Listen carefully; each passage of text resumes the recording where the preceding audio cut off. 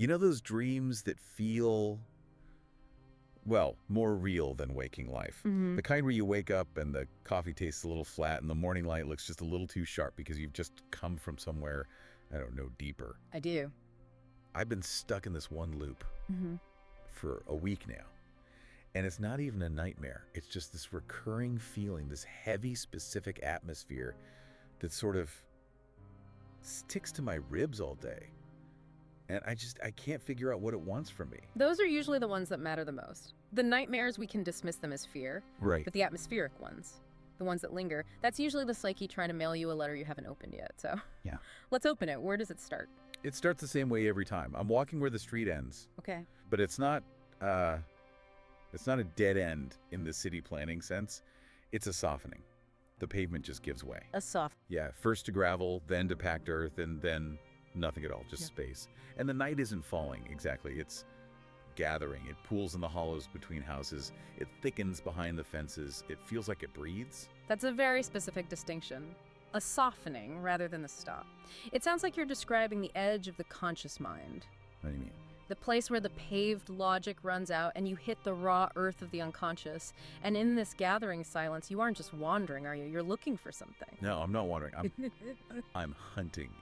Or maybe waiting. I'm waiting for the angle to be right. And then I see it. And what is it? It's a single window way across this valley of darkness. A yellow square suspended in all that black. And here's the thing. It's not that harsh electric white of a modern bulb. It's the old gold of a flame remembered. A light that doesn't announce itself. It simply is. And I stop dead. Not because I want to, but because something in my spine recognizes it before my mind can even name it. That recognition is key. It implies you've been there before, even if you haven't. But tell me about the window itself. You say it's suspended. Yeah. Feels like it's floating. I know there must be a house attached to it to get, bricks and mortar. But the dark has eaten everything else. It's just this glowing aperture. And it pulses. It has a presence. It has this, a presence. Yeah. I feel like someone is there behind the glass, or someone was, or maybe will be. It's like time folds right there. Yeah. But I can't see inside. There's a curtain. Just a whisper of fabric hanging there. It's not closed, but it's not open. It's in this state of almost. The state of invitation that is also a refusal. Yes. That is the first truth this image is offering you. You think you want to see the room, the furniture, the life inside. You think you want the curtain to be open, but what you are actually longing for is that specific distance. It's a distance. The unbearable sweetness of almost touching. Is it sweet, though? Because in the dream, it hurts. It's a real ache. The air gets colder, but I don't feel it on my skin. My body just becomes all eyes. All attention. I feel like a vessel shaped entirely by the distance between me and that light. And I keep asking myself, even while I'm dreaming, why this window? Yeah. It's not the one to the left with the blue flicker of a television that feels too lonely. It's not the one above with that sterile bathroom brightness that feels too clinical. Look, it's this one. It's this single amber eye in the face of the night. And you do not know whose house it is. No. It doesn't belong to a house I know in my waking life. Yeah. Yet, my feet know the path. It's a path that exists only in body memory. Body memory. It feels like the memory of being a child walking toward a lit window after dusk. That promise of safety that you never quite reach. Let's pause on that. The promise of safety you never quite reach. Notice that the light does not call to you. It doesn't beckon. It simply continues its quiet work of being. Right. And because it refuses to desire you back, it becomes irresistible. It really does. It's a mouth that doesn't speak, a face without features. And I feel like without me, that light is just physics, just photons hitting glass. But with me standing there, Yes. it becomes a symbol. It becomes a question. It becomes the shape of a hunger I can't name. This is how we build our gods, isn't it? Or at least our obsessions. We take a blank screen and we project our own movie onto it. Exactly. And the strange thing is, I realize I'm not the only one there. The darkness between me and the light. It isn't empty. It's textured. Textured how? It holds the ghosts of moths that flew this path before me. It holds the whispers of others who stood exactly where I'm standing. I get this overwhelming feeling that I'm part of a silent congregation of watchers. All looking at the same light? No, all of us oriented toward our own distant windows. All of us mistaking geography for desire. That is a vital distinction. Mistaking geography for desire. You think you want to be there, across the valley. But if you were there, inside that room, looking at the radiator and the floorboards, the magic would vanish. It would. You are projecting an internal state onto an external landscape. In the dream, you populate the room, don't you? You imagine what lies behind the curtain. I do. I imagine a room with a wooden floor worn smooth by generations of bare feet, a chair pulled close to a radiator, a book left open, steam rising from a cup. But I know these details aren't coming from my imagination. They're coming from a reservoir of longing I didn't know I carried. It feels so domestic. But holy. Domestic but holy. The altar of the everyday, and then the image shifts. There is a disturbance. Yes. The light wavers. Just once. Maybe it's a breath against the glass from inside, or maybe a cloud passing the moon outside. I can't tell. In the logic of the night in dream logic, you do not need to distinguish. The disturbance comes from both directions at once. The inner world and the outer world share the same membrane here. So if the light wavers? It is because your attention wavers. Ah. Or because your heart skips. I try to get closer. I take a step forward. But never directly toward it. That would break the spell. I move sideways, along the edge of the darkness, testing the boundary. And when I do that, the perspective bends. The light moves slightly above or below. It feels like space is obeying the architecture of my longing, not the laws of physics. And then the thought hits me. What if the room is empty? What if the light burns for no one? Does that thought make you turn away? No. It makes the pull stronger. If it burns for no one, then it becomes a pure offering. It exists solely to be witnessed, and I exist solely to witness it. It's a perfect circuit. This circuit. I close my eyes in the dream, and the light remains. It burns on the inside of my lids, a negative afterimage. That is the moment. That is the moment the symbol is internalized. You have carried the window from out there into the dark theater behind your eyes. Where all symbols go to become part of you. Exactly. You are no longer merely looking at the light. You are in conversation with it. Wait, hang on. A conversation? Because it feels pretty one-sided. I'm just standing there in the cold. Is it one-sided? Think about your breath in the dream. Okay. Yeah. My breath synchronizes with the pulse of the light. Inhalation is a brightening. Exhalation is a softening. You see, you are feeding the symbol with your attention, and the symbol is feeding you with meaning. It's a closed loop. You don't need anyone to tell you it's real. In that moment, you don't need the physical house. You have the essence of it. I guess that's true. It feels like nourishment. Like to look deeply is to eat. But the dream doesn't let me stay in that timeless state forever. Reality crashes the party. The intrusion. What happens? A car passes on a distant road. I can't see the car, but the headlights sweep across the landscape like a blade. They cut through the dream fabric for, 3 seconds? And in that rupture, I see the truth. Which is? That golden light in the window.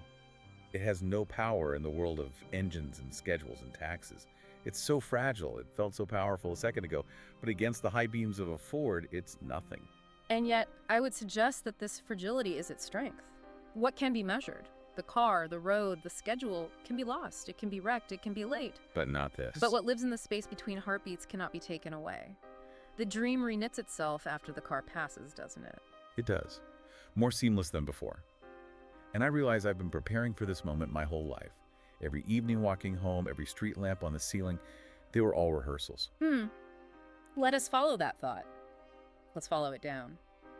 Because this is where the dream is playing a trick on you. A useful trick, but a trick nonetheless. You think you are standing on a gravel road looking at a stranger's house. But if we dig beneath the gravel, beneath the earth, this feeling, it reminds you of something. The light in the window is a disguise, a mask for an older memory. Where does the dream really take you? I don't know. It feels younger. Keep going. Strip away the street. Strip away the adult logic. What is the feeling? It's the memory of a blanket pulled to my chin, the sound of rain against glass, the knowledge that adults were moving quietly in the next room. It wasn't about safety exactly. It was about being held in awareness. Go deeper. You are small. The world is large and full of shadows. Where are you standing? I'm back in the hallway. My parents' hallway. I'm a child. My hands are small on the cool wood of the wall. And there's a door, just slightly ajar. And under the door, a sliver of gold. This is the primal scene. This is the source of the window. The door was never open enough to see inside. Just enough to suggest life continuing on the other side. A world from which I was gently excluded. Not by a lock, but by the soft architecture of adult privacy. And what did you feel standing in that hallway? It's complex. I wanted to witness. I wanted to confirm that the world continued in my absence. that love existed even when I wasn't receiving it directly. Yeah, But there was something else. A pull toward the warmth of bodies. go on. I could hear low voices, the rustle of sheets. I didn't understand it, but I recognized it. I wanted to go in. I wanted to be gathered into that warmth, but I knew I couldn't. This is the work of disguise the dream performs. The adult mind cannot tolerate the memory of that specific pull, the desire to enter the parental space, to interrupt the intimacy that created you. It is too charged, too dangerous. So the dream changes it. It performs a substitution. The forbidden door becomes the distant window. The dangerous proximity becomes a safe, aesthetic distance. You launder the desire into romantic melancholy. So wait, you're saying I'm walking toward that window in my dream because I'm still standing in that hallway as a kid? Precisely. You're still waiting for the door to open, still hoping to be invited in. But notice the mechanics of the dream. It prevents you from arriving. The path lengthens. The light remains distant. This is not cruelty. It is protection. Protection from what? We might call it a symbolic castration anxiety. Whoa, hang on. Castration anxiety. Oh, yeah. You realize how that sounds, right? I'm talking about a pretty light in the window, and you're bringing up that. That feels like a stretch. It is an intense term for a simple feeling. Let's Yeah. forget the literal meaning for a second. In the language of symbols, it simply means the terror of being caught wanting what belongs to the adult world. To arrive at the window would be to confront the truth. That the warmth you seek was never meant for you to possess. It was meant to be witnessed. If you entered the room, the fantasy would collapse. You would be an intruder. You would break the very thing you love. So the dream keeps you outside to keep you safe. Okay. I think I get that. Because in the dream, when I do try to force it, when the curtain parts again, I don't see the room. What do you see? I see a reflection. It's me. It's my own face on the glass, pale and expectant. And behind my reflection, I see the shadow of a bed and two forms moving. But then it hits me. I'm not outside looking in. You're inside. I'm inside looking out. That is the pivot point. The watcher and the watched are the same consciousness, split by time, the child who wants to enter and the adult who maintains the boundary. The light isn't coming from the room, my friend. It is generated by the act of looking itself, by the friction of desire against prohibition. Wow. It's heavy. I feel this pressure in my chest just talking about it. It's the weight of recognition. It's realizing that my first loneliness wasn't abstract. It was the physical space between my small body and that door. And my first prayer was just breathing in that hallway. Just let me in. And the dream answers you. Not with fulfillment, it doesn't open the door, but with transformation. This is the crux of it. Freud called it sublimation. Break it down for me. Sublimation. Think of it like physics. Sublimation is when a solid turns directly into a gas, skipping the liquid stage. You're taking that raw, heavy, physical urge to touch or possess the parent, the child's need to be in the bed. Okay. And because you can't have it, your mind heats it up. It rises. It becomes a gas. It becomes art. It becomes this beautiful, distant appreciation instead of a grabby physical need. You have elevated longing into a way of being. So the fact that I can't reach the light, that's not a failure. That's actually the gift. The light does not offer protection. It offers recognition. It says, I see your solitude, and I do not try to fix it. It holds space for it. It's something we all have to learn, isn't it? How to look at something beautiful, a person, a life path we didn't take, and just let it be beautiful without trying to grab it and put it in our pocket. Yeah. It's knowing that love isn't always about merging. It isn't always fusion. Exactly. Think of the image the dream leaves you with. Two lights. Yes. Two lights burning separately in the same night, acknowledging each other without demanding the other change, without demanding the other dim. That feels quieter, more peaceful, like I don't have to break down the door anymore. The curtain falls still, not closed, not open, just potential. And you feel an urge to raise your hand. I do. In the dream, at the very end, I raise my hand. Not to wave, not to ask for anything, just acknowledgement. A silent yes to the conversation happening across the darkness. And the light responds. It deepens. It feels like it's been waiting for that gesture my whole life. The window is a pupil, and you are the world it sees. And in being seen by this gentle light, you remember how to see yourself. You are learning the first language of the unconscious, to receive without taking, to love without owning. I turn to leave in the dream, not because it's over, but because I've received it fully. I don't look back. I don't need to. The light isn't behind me anymore. It feels like it's inside, behind my ribs. A quiet flame that needs no fuel but attention. The path back is different. My feet touch the ground differently. Each step feels like a thank you to the darkness that made the light possible. And I realize longing isn't a bad thing. Longing is a form of belonging. Yes, symbols that are truly integrated cease to be objects in the world and become lenses through which the world is seen. You do not leave the dream behind, you carry the structure of it into your waking life. It's weird, even now, awake, describing this, I feel like I'm still there, or that there is here. The boundary between sleeping and waking softens. The glass becomes permeable. So what does this mean for tomorrow? When I wake up and deal with the emails and the commute, am I just supposed to walk around feeling haunted by a window? Not haunted, accompanied. It means you understand that the repressed returns not as a symptom to be cured, but as wisdom to be lived. The wisdom that some doors are meant to stay ajar. Exactly. That you can stand in the dark without fear, without demand, with only the quiet courage to witness. And to be witnessed in return. Not by a person, not by a god, but by the universe's own capacity for beauty. Its insistence on offering small, goldy squares of meaning to those willing to stand still long enough to receive them. I'm walking on, the gravel is beneath my shoes, the stars are above, and the light is inside my chest matching my steps. It's not leading me anywhere, is it? No. True symbols are not destinations. They are companions. And the window closes, not by vanishing, but by becoming part of me. And you will know how to hold it, Oh, how to offer it, simply by being present in the darkness with your own quiet flame. that's it. That's the feeling. Then the dream has been fully received. The child in the hallway puts down the hand that was reaching for the doorknob and simply stands there, watching the sliver of gold, and finds everything. Thank you. I think I can wake up now.